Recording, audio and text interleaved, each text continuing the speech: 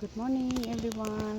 आज चाहिँ म घरबाट फर्किँदै थिएँ भेट चाहिँ यहाँ यस्तो जाडो भेटेको थियो। त्यही भएर चाहिँ मैले यहाँनिर चाहिँ चायको अर्डर दिएँ, गुल्ला चाय।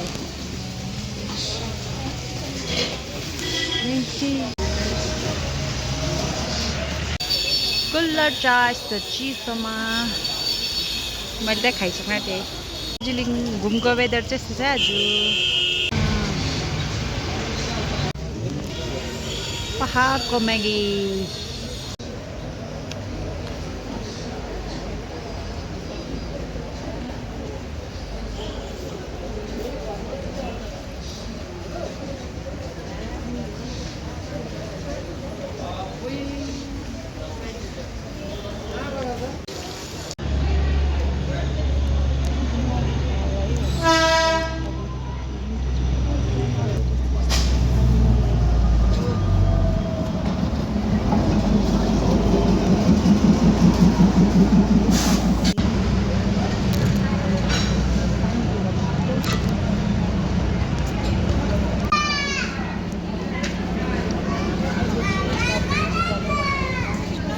गाइस आज चाहिँ म ट्रेनमा चढ्नै थिएँ तपाईँले